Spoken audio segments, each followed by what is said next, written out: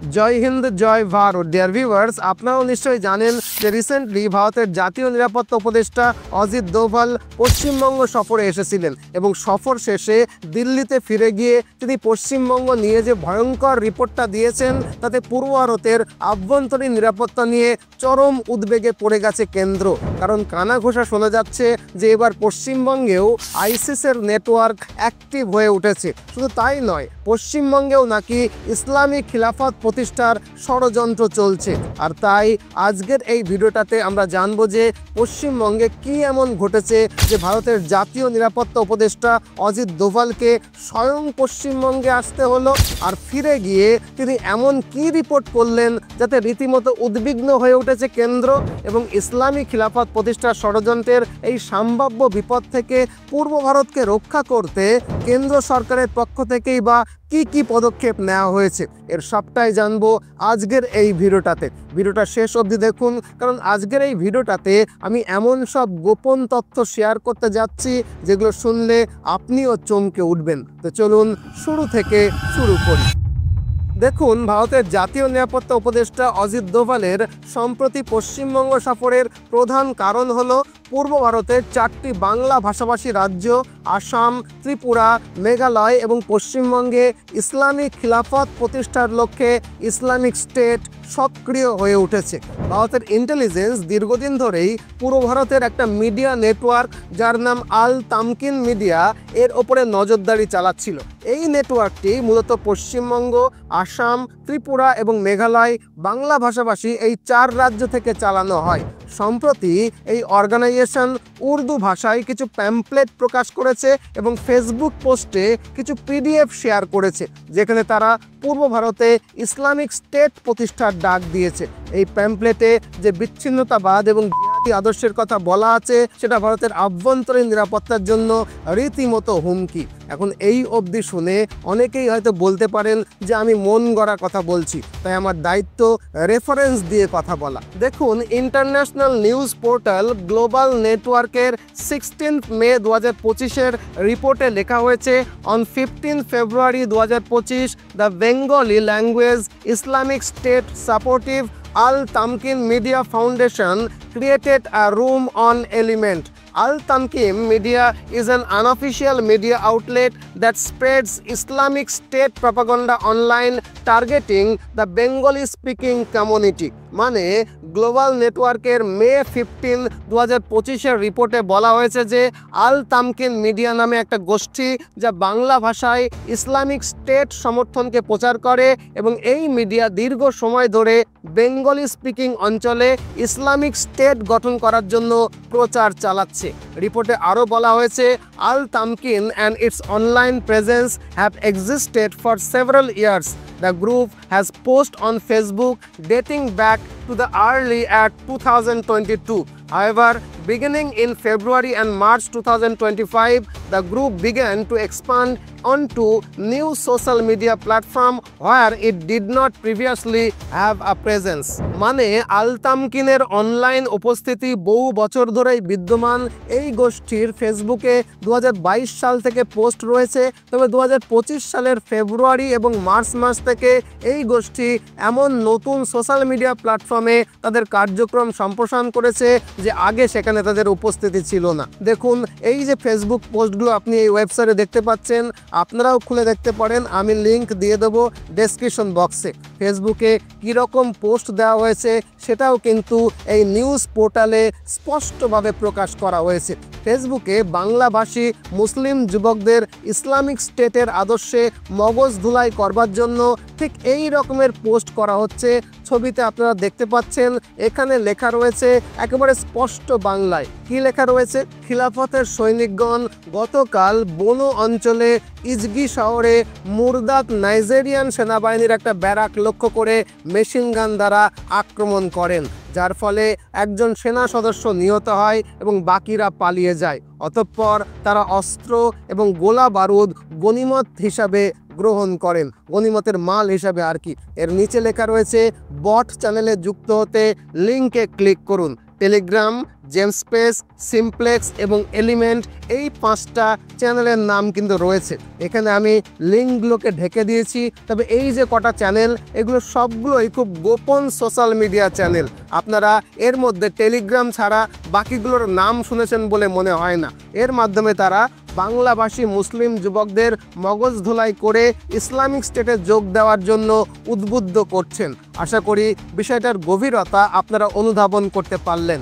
আর তাই এই উদ্বেগজনক পরিস্থিতি মোকাবেলা করবার জন্যই অজিত দোভাল স্বয়ং সম্প্রতি পূর্ব ভারতের অ্যাডমিনিস্ট্রেটিভ হেডকোয়ার্টার পশ্চিমবঙ্গে এসেছেন এবং পূর্ব ভারতের ইন্টেলিজেন্স ব্যুরোর স্টেশন প্রধান এবং কেন্দ্রীয় সরকারের উচ্চপদস্থ কর্মকর্তাদের সঙ্গে বৈঠক করেছেন এবং পূর্ব ভারতের বাংলা ভাষাভাষী রাজ্য যেমন পশ্চিমবঙ্গ, আসাম, ত্রিপুরা এবং মেঘালয়ের ইসলামিক স্টেটের এই কার্যকলাপ নিয়ে গভীর আলোচনা করেছেন। এখন আপনারা প্রশ্ন করতে পারেন যে কি এই আল তামকিন মিডিয়া, এরা কিভাবে কাজ করছে, এদের পেছনে কারা রয়েছে? আর সবচেয়ে বড় প্রশ্ন হলো, লিফলেটে যে ইসলামিক স্টেট প্রতিষ্ঠার ডাক দেওয়া হয়েছে সেটা কি আদতেও সম্ভব? মানে পূর্ব ভারতের বাংলা ভাষাভাষী এই 4 রাজ্য পশ্চিমবঙ্গ, আসাম, ত্রিপুরা এবং মেঘালয় কি সত্যি খিলাফত প্রতিষ্ঠা হয়ে যাবে?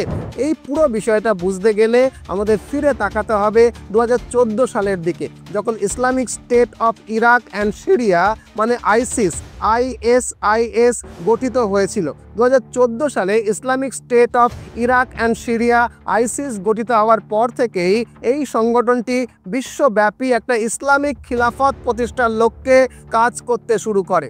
দেখুন, ইসলামিক খিলাফত হলো একটা ইসলামী শাসন ব্যবস্থা যেখানে একজন খলিফা ইসলামের শরিয়া বিধান মেনে শাসন করেন। আর গোটা পৃথিবীতে ইসলামিক খিলাফত প্রতিষ্ঠা হয়ে যাওয়ার মানে হলো পৃথিবীর কোথাও যেন গণতন্ত্র না থাকে, মেয়েদেরকে কালো কাপড়ে ঢেকে ঘরে পুড়ে দেওয়া হয়, উন্নত বিজ্ঞান চর্চা বাদ দেওয়া, পৃথিবী থেকে সমস্ত আধুনিকতাকে নষ্ট করে মধ্যযুগীয় বর্বর সমাজ ব্যবস্থা কায়েম করা। আশা করি বুঝলেন। 2014 সালে Islamic state of Iraq and Syria ISIS গঠিত হওয়ার পর থেকেই এই সংগঠনটি বিশ্বব্যাপী একটা ইসলামিক খিলাফত প্রতিষ্ঠার লক্ষ্যে কাজ করতে শুরু করে। তবে 2019 সাল আসতে আসতেই তারা এটা বুঝে যায় যে গ্লোবাল লেভেলে ইসলামিক খিলাফত প্রতিষ্ঠা করাটা সম্ভব নয়। বিশেষ করে ইউরোপে তো একেবারেই পসিবল নয়, কারণ গোটা ইউরোপ ইসলামী সন্ত্রাসের ব্যাপারে ভীষণ রকমের নির্মম হয়ে উঠেছে। এই সব জিহাদি অর্গানাইজেশনগুলোকে ওরা এমনভাবে ক্র্যাকডাউন করতে শুরু করেছে যে জিহাদিদের জিহাদ মাথায় উঠে যাওয়ার জোগাড় হয়েছে। বিশেষ করে ইতালির প্রধানমন্ত্রী মেলোনি তো এই জিহাদি দমনের ব্যাপারে ভীষণ রকমের নির্মম। আর তাই তারা ভারতের মতো নরম মাটিকে টার্গেট করতে শুরু করে। ভারতের মাটি নরম মাটি কেন বলছি? কারণ ভারতের মাটিতেই সেকুলার আর লাল ইকোসিস্টেমের লোকেরা রয়েছে জিহাদিদের সাহায্য করার জন্য। ভারতের সেকুলার আর লালদের সম্পর্কে নতুন করে কিছু বলার নেই, আপনারা সকলেই জানেন। এই প্রেক্ষাপটে পাকিস্তানের গোয়েন্দা সংস্থা ISIS-এর সঙ্গে যোগাযোগ করে এবং ভারতে আঞ্চলিক খিলাফত প্রতিষ্ঠা করার পরিকল্পনা করে। 2019 সালের পরবর্তী সময়ে ISI ভারতে একাধিক জঙ্গি সংগঠন গঠন করে, যার মধ্যে এক হলো ইউসুফ আল হিন্দি, 2 আনসার উল তাওহিদ এবং 3 হারকত উল হারবে ইসলামী। এই 3টি উল্লেখযোগ্য।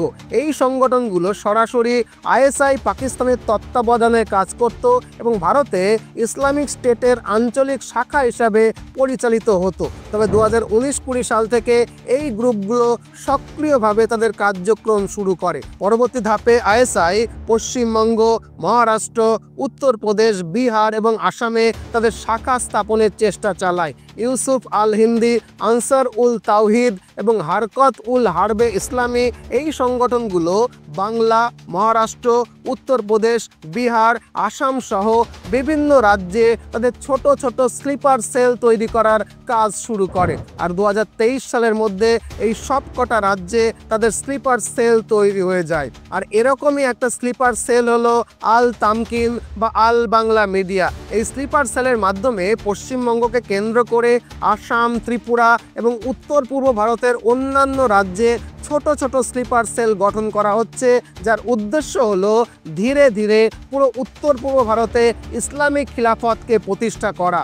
ইসলামিক খিলাফত প্রতিষ্ঠার অর্থ কত ভয়ঙ্কর সেটা তো আগেই বলেছি। আশা করি এই অবধি আপনারা পুরো বিষয়টা বুঝলেন। এখন আপনারা নিশ্চয়ই জানতে চাইবেন যে কিভাবে আইএসআই পশ্চিমবঙ্গ, আসাম ও ত্রিপুরায় তাদের স্লিপার সেল তৈরি করছে। দেখুন, আইএসআই পশ্চিমবঙ্গ, আসাম, ত্রিপুরা এবং মেঘালয়, বাংলাদেশের সীমান্তবর্তী এই রাজ্যগুলোতে তাদের স্লিপার সেল তৈরি করতে মূলত 5টা সিম্পল স্টেপকে ফলো করছে। স্টেপ 1-এ বাংলাদেশের জামাতে ইসলাম এবং আনসার উল বাংলা টিমের মতো জঙ্গি সংগঠনের সদস্যদেরকে ভারতে অবৈধভাবে প্রবেশ করানো হয়।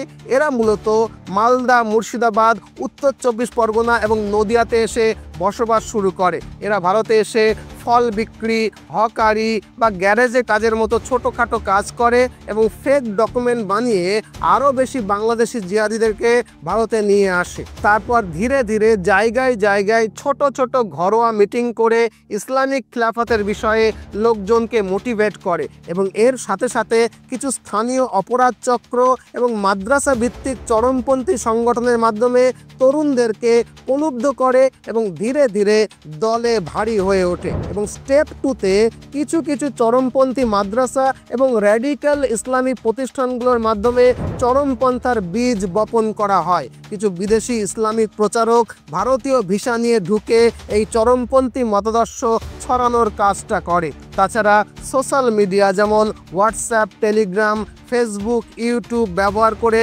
তরুণদের জিহাদি আইডিওলজিতে প্রভাবিত করা হয়।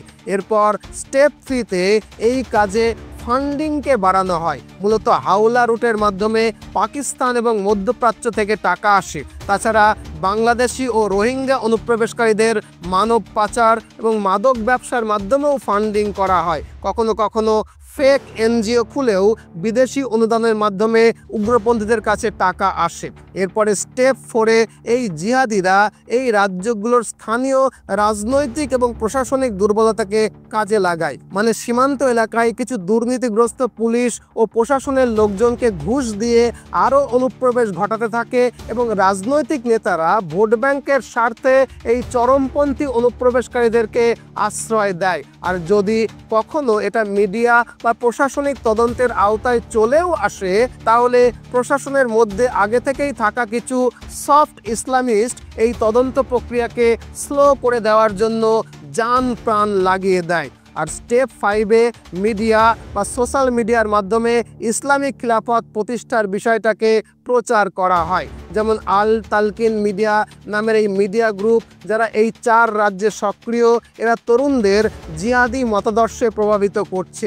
টেলিগ্রাম, হোয়াটসঅ্যাপ এবং কিছু এনক্রিপ্টেড অ্যাপে যেমন ISKP মানে Islamic state of Khorasan Province, এই অ্যাপগুলোতেও প্রচার চালানো হয়। আর এভাবে পশ্চিমবঙ্গ, আসাম, ত্রিপুরা এবং মেঘালয়কে জিহাদি ঘাঁটিতে পরিণত করে একটা সেফ হেভেন বানিয়ে উত্তর পূর্ব ভারত জুড়ে এরা চরমপন্থী কার্যক্রম চালায়। কার্যক্রম বলতে বাংলাদেশের মৌলবাদী সংগঠনগুলোর সঙ্গে যোগাযোগ রেখে ভারতীয় ভূখণ্ডে নাশকতা চালানো আর দীর্ঘ মেয়াদে ভারতে একটা ইসলামিক খিলাফত প্রতিষ্ঠার পরিকল্পনাকে বাস্তবায়িত করার জন্য অপেক্ষা করা, মানে সুযোগের অপেক্ষা করা, দীর্ঘ সময় ধরে স্লিপার সেল হিসাবে চুপচাপ বসে থাকা। এই 2 ধরনের কার্যক্রমের কথা আমি বলছি। অবশ্য ভারতের গোয়েন্দা সংস্থাগুলো এবং NIA ইতিমধ্যেই ইউসুফ আল হিন্দি, আনসার উল তাওহিদের সঙ্গে যুক্ত কয়েকজনকে গ্রেপ্তার করেছে। তাছাড়া ইন্টেলিজেন্স ব্যুরো হারকাত উল হারবে ইসলামীর অনেক জঙ্গিকে নিকেশ করে দিয়েছে এবং এদের অনেক সদস্যকেই গ্রেপ্তারও করা হয়েছে। তবে শুধু গ্রেপ্তারই যথেষ্ট নয়, এই ইসলামিক খিলাফতের বীজ অলরেডি এত গভীরে ঢুকে গেছে যে এটাকে রুখে দিতে আমরা পঞ্চমুখী পরিকল্পনা নিয়ে এগোচ্ছি। 1, সীমান্তে নজরদারি জোরদার করে বাংলাদেশ থেকে যে কোনো রকমের অবৈধ অনুপ্রবেশকে কঠোরভাবে প্রতিরোধ করা হচ্ছে। প্রসঙ্গত বলে রাখি, এই দায়িত্ব কিন্তু BSF-এর আর কেন্দ্রীয় স্বরাষ্ট্রমন্ত্রীর বা কেন্দ্রীয় স্বরাষ্ট্র মন্ত্রণালয়ের। 2, কিছু সন্দেহজনক মাদ্রাসা ও ইসলামিক এনজিওগুলোর কার্যক্রম নিয়মিতভাবে পর্যবেক্ষণ করা হচ্ছে। এই পর্যবেক্ষণের তীব্রতা আসামে সবচেয়ে বেশি। আর 3, ভোট ব্যাংকের স্বার্থে সন্ত্রাসীদেরকে রাজনৈতিক আশ্রয় দেওয়া বন্ধ করতে হবে, যেটা আসলে সোনার পাথর বাটির মতো ব্যাপার।